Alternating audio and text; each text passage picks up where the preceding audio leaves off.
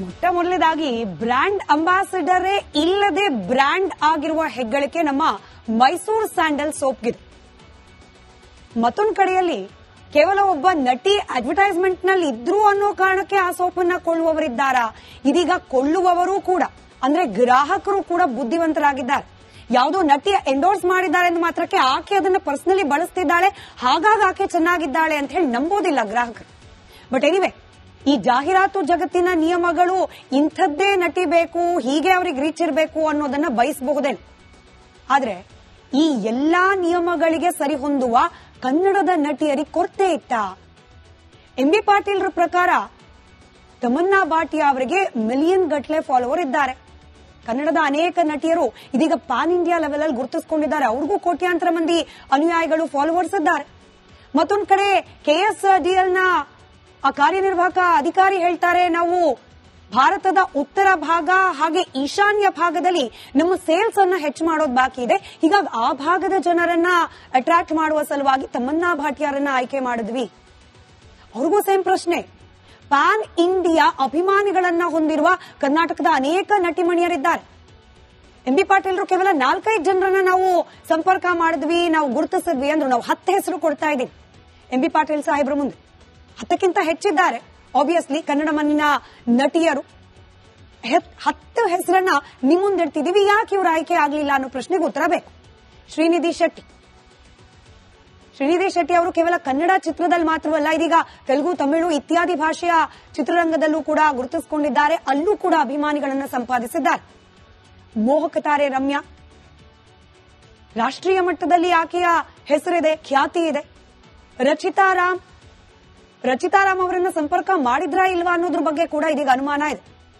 ಹಾಗೆ ಆಶಿಕಾ ರಂಗನಾಥ್, ರುಕ್ಮಿಣಿ ವಸಂತ್, ಸಪ್ತಮಿ ಗೌಡ, ಪೂಜಾ ಹೆಗಡೆ ಕೂಡ ಬಾಲಿವುಡ್ನ ಅನೇಕ ಚಿತ್ರಗಳಲ್ಲಿ ಗುರುತಿಸಿಕೊಂಡಿದ್ದಾರೆ.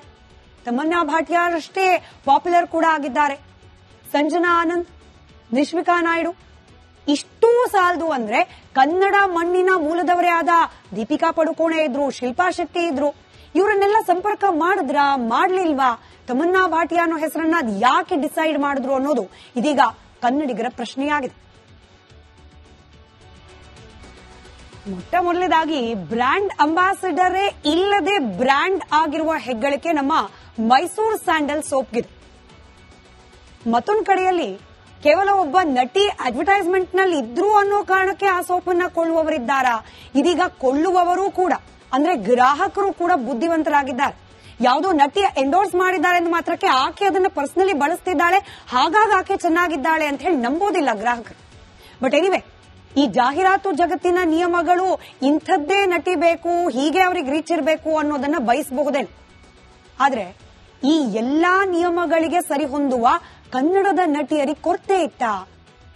ಎಂ.ಬಿ. ಪಾಟೀಲ್ರ ಪ್ರಕಾರ ತಮನ್ನಾ ಭಾಟಿಯಾ ಅವರಿಗೆ ಮಿಲಿಯನ್ ಗಟ್ಟಲೆ ಫಾಲೋವರ್ ಇದ್ದಾರೆ. ಕನ್ನಡದ ಅನೇಕ ನಟಿಯರು ಇದೀಗ ಪಾನ್ ಇಂಡಿಯಾ ಲೆವೆಲ್ ಅಲ್ಲಿ ಗುರುತಿಸಿಕೊಂಡಿದ್ದಾರೆ. ಅವ್ರಿಗೂ ಕೋಟ್ಯಾಂತರ ಮಂದಿ ಅನುಯಾಯಿಗಳು, ಫಾಲೋವರ್ಸ್ ಇದ್ದಾರೆ.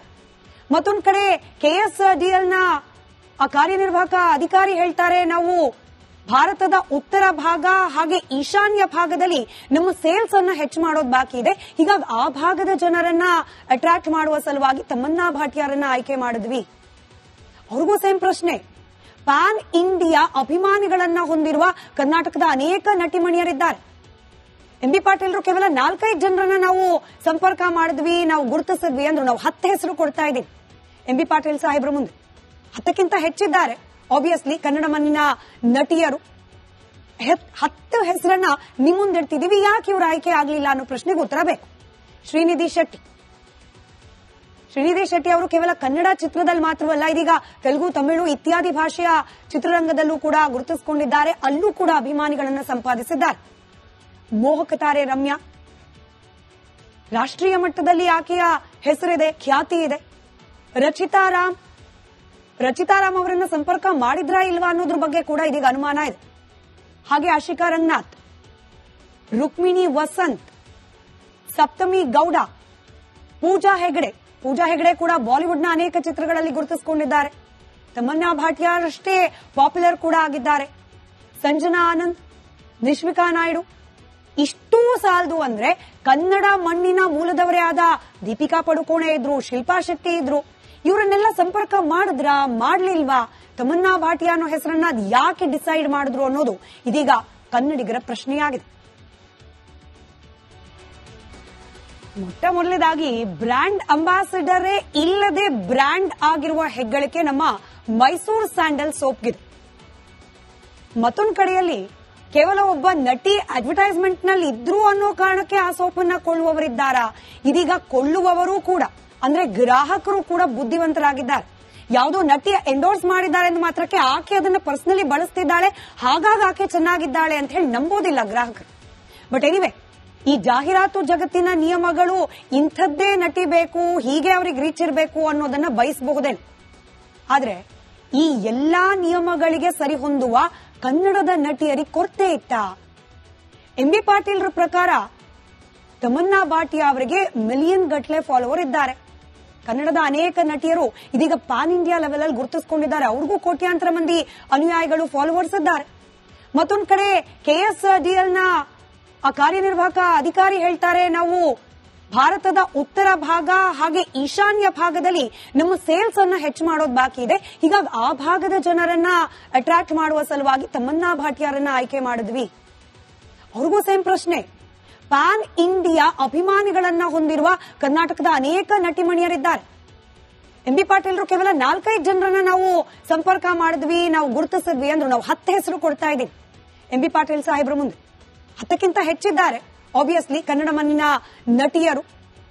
10 ಹೆಸರನ್ನ ನಿಮ್ಮ ಮುಂದಿಡ್ತಿದೀವಿ, ಯಾಕೆ ಇವರು ಆಯ್ಕೆ ಆಗ್ಲಿಲ್ಲ ಅನ್ನೋ ಪ್ರಶ್ನೆಗೆ ಉತ್ತರ ಬೇಕು. ಶ್ರೀನಿಧಿ ಶೆಟ್ಟಿ ಅವರು ಕೇವಲ ಕನ್ನಡ ಚಿತ್ರದಲ್ಲಿ ಮಾತ್ರವಲ್ಲ, ಇದೀಗ ತೆಲುಗು, ತಮಿಳು ಇತ್ಯಾದಿ ಭಾಷೆಯ ಚಿತ್ರರಂಗದಲ್ಲೂ ಕೂಡ ಗುರುತಿಸಿಕೊಂಡಿದ್ದಾರೆ. ಅಲ್ಲೂ ಕೂಡ ಅಭಿಮಾನಿಗಳನ್ನ ಸಂಪಾದಿಸಿದ್ದಾರೆ. ಮೋಹಕ ತಾರೆ ರಮ್ಯಾ, ರಾಷ್ಟ್ರೀಯ ಮಟ್ಟದಲ್ಲಿ ಆಕೆಯ ಹೆಸರಿದೆ, ಖ್ಯಾತಿ ಇದೆ. ರಚಿತಾ ರಾಮ್ ಅವರನ್ನ ಸಂಪರ್ಕ ಮಾಡಿದ್ರಾ ಇಲ್ವಾ ಅನ್ನೋದ್ರ ಬಗ್ಗೆ ಕೂಡ ಇದೀಗ ಅನುಮಾನ ಇದೆ. ಹಾಗೆ ಆಶಿಕಾ ರಂಗನಾಥ್, ರುಕ್ಮಿಣಿ ವಸಂತ್, ಸಪ್ತಮಿ ಗೌಡ, ಪೂಜಾ ಹೆಗಡೆ ಕೂಡ ಬಾಲಿವುಡ್ನ ಅನೇಕ ಚಿತ್ರಗಳಲ್ಲಿ ಗುರುತಿಸಿಕೊಂಡಿದ್ದಾರೆ. ತಮನ್ನಾ ಭಾಟಿಯಾ ಅಷ್ಟೇ ಪಾಪ್ಯುಲರ್ ಕೂಡ ಆಗಿದ್ದಾರೆ. ಸಂಜನಾ ಆನಂದ್, ನಿಶ್ವಿಕಾ ನಾಯ್ಡು.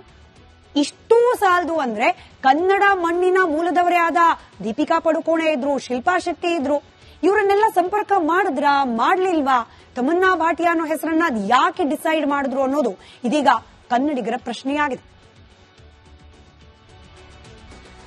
ಮೊಟ್ಟ ಮೊದಲನೇದಾಗಿ ಬ್ರ್ಯಾಂಡ್ ಅಂಬಾಸಿಡರೇ ಇಲ್ಲದೆ ಬ್ರ್ಯಾಂಡ್ ಆಗಿರುವ ಹೆಗ್ಗಳಿಕೆ ನಮ್ಮ ಮೈಸೂರು ಸ್ಯಾಂಡಲ್ ಸೋಪ್ಗಿದೆ. ಮತ್ತೊಂದು ಕಡೆಯಲ್ಲಿ ಕೇವಲ ಒಬ್ಬ ನಟಿ ಅಡ್ವರ್ಟೈಸ್ಮೆಂಟ್ ನಲ್ಲಿ ಇದ್ರು ಅನ್ನೋ ಕಾರಣಕ್ಕೆ ಆ ಸೋಪನ್ನ ಕೊಳ್ಳುವವರಿದ್ದಾರಾ? ಇದೀಗ ಕೊಳ್ಳುವವರು ಕೂಡ ಅಂದ್ರೆ ಗ್ರಾಹಕರು ಕೂಡ ಬುದ್ಧಿವಂತರಾಗಿದ್ದಾರೆ. ಯಾವುದೋ ನಟಿ ಎಂಡೋರ್ಸ್ ಮಾಡಿದ್ದಾರೆ ಎಂದು ಮಾತ್ರಕ್ಕೆ ಆಕೆ ಅದನ್ನ ಪರ್ಸನಲಿ ಬಳಸ್ತಿದ್ದಾಳೆ, ಹಾಗಾಗಿ ಆಕೆ ಚೆನ್ನಾಗಿದ್ದಾಳೆ ಅಂತ ಹೇಳಿ ನಂಬೋದಿಲ್ಲ ಗ್ರಾಹಕರು. ಬಟ್ ಎನಿವೆ, ಈ ಜಾಹೀರಾತು ಜಗತ್ತಿನ ನಿಯಮಗಳು ಇಂಥದ್ದೇ ನಟಿ ಬೇಕು, ಹೀಗೆ ಅವ್ರಿಗೆ ರೀಚ್ ಇರಬೇಕು ಅನ್ನೋದನ್ನ ಬಯಸಬಹುದೇನು. ಆದ್ರೆ ಈ ಎಲ್ಲಾ ನಿಯಮಗಳಿಗೆ ಸರಿ ಹೊಂದುವ ಕನ್ನಡದ ನಟಿಯರಿಗೆ ಕೊರತೆ ಇತ್ತ? ಎಂಬಿ ಪಾಟೀಲ್ರ ಪ್ರಕಾರ ತಮನ್ನಾ ಭಾಟಿಯಾ ಅವರಿಗೆ ಮಿಲಿಯನ್ ಗಟ್ಟಲೆ ಫಾಲೋವರ್ ಇದ್ದಾರೆ. ಕನ್ನಡದ ಅನೇಕ ನಟಿಯರು ಇದೀಗ ಪಾನ್ ಇಂಡಿಯಾ ಲೆವೆಲ್ ಅಲ್ಲಿ ಗುರುತಿಸಿಕೊಂಡಿದ್ದಾರೆ. ಅವ್ರಿಗೂ ಕೋಟ್ಯಾಂತರ ಮಂದಿ ಅನುಯಾಯಿಗಳು, ಫಾಲೋವರ್ಸ್ ಇದ್ದಾರೆ. ಮತ್ತೊಂದು ಕಡೆ KSDL ನ ಆ ಕಾರ್ಯನಿರ್ವಾಹಕ ಅಧಿಕಾರಿ ಹೇಳ್ತಾರೆ, ನಾವು ಭಾರತದ ಉತ್ತರ ಭಾಗ ಹಾಗೆ ಈಶಾನ್ಯ ಭಾಗದಲ್ಲಿ ನಮ್ಮ ಸೇಲ್ಸ್ ಅನ್ನ ಹೆಚ್ಚು ಮಾಡೋದು ಬಾಕಿ ಇದೆ. ಹೀಗಾಗಿ ಆ ಭಾಗದ ಜನರನ್ನ ಅಟ್ರಾಕ್ಟ್ ಮಾಡುವ ಸಲುವಾಗಿ ತಮನ್ನಾ ಭಾಟಿಯಾರನ್ನ ಆಯ್ಕೆ ಮಾಡಿದ್ವಿ. ಅವ್ರಿಗೂ ಸೇಮ್ ಪ್ರಶ್ನೆ. ಪ್ಯಾನ್ ಇಂಡಿಯಾ ಅಭಿಮಾನಿಗಳನ್ನ ಹೊಂದಿರುವ ಕರ್ನಾಟಕದ ಅನೇಕ ನಟಿಮಣಿಯರಿದ್ದಾರೆ. ಎಂಬಿ ಪಾಟೀಲ್ರು ಕೇವಲ 4-5 ಜನರನ್ನ ನಾವು ಸಂಪರ್ಕ ಮಾಡಿದ್ವಿ, ನಾವು ಗುರುತಿಸಿದ್ವಿ ಅಂದ್ರು. ನಾವು 10 ಹೆಸರು ಕೊಡ್ತಾ ಇದ್ದೀವಿ ಎಂಬಿ ಪಾಟೀಲ್ ಸಾಹೇಬ್ರ ಮುಂದೆ. 10ಕ್ಕಿಂತ ಹೆಚ್ಚಿದ್ದಾರೆ. ಆಬ್ವಿಯಸ್ಲಿ ಕನ್ನಡ ಮಣ್ಣಿನ ನಟಿಯರು. 10 ಹೆಸರನ್ನ ನಿಮ್ಮ ಮುಂದಿಡ್ತಿದೀವಿ, ಯಾಕೆ ಇವರು ಆಯ್ಕೆ ಆಗ್ಲಿಲ್ಲ ಅನ್ನೋ ಪ್ರಶ್ನೆಗೆ ಉತ್ತರ ಬೇಕು. ಶ್ರೀನಿಧಿ ಶೆಟ್ಟಿ ಅವರು ಕೇವಲ ಕನ್ನಡ ಚಿತ್ರದಲ್ಲಿ ಮಾತ್ರವಲ್ಲ, ಇದೀಗ ತೆಲುಗು, ತಮಿಳು ಇತ್ಯಾದಿ ಭಾಷೆಯ ಚಿತ್ರರಂಗದಲ್ಲೂ ಕೂಡ ಗುರುತಿಸಿಕೊಂಡಿದ್ದಾರೆ. ಅಲ್ಲೂ ಕೂಡ ಅಭಿಮಾನಿಗಳನ್ನ ಸಂಪಾದಿಸಿದ್ದಾರೆ. ಮೋಹಕ ತಾರೆ ರಮ್ಯಾ, ರಾಷ್ಟ್ರೀಯ ಮಟ್ಟದಲ್ಲಿ ಆಕೆಯ ಹೆಸರಿದೆ, ಖ್ಯಾತಿ ಇದೆ.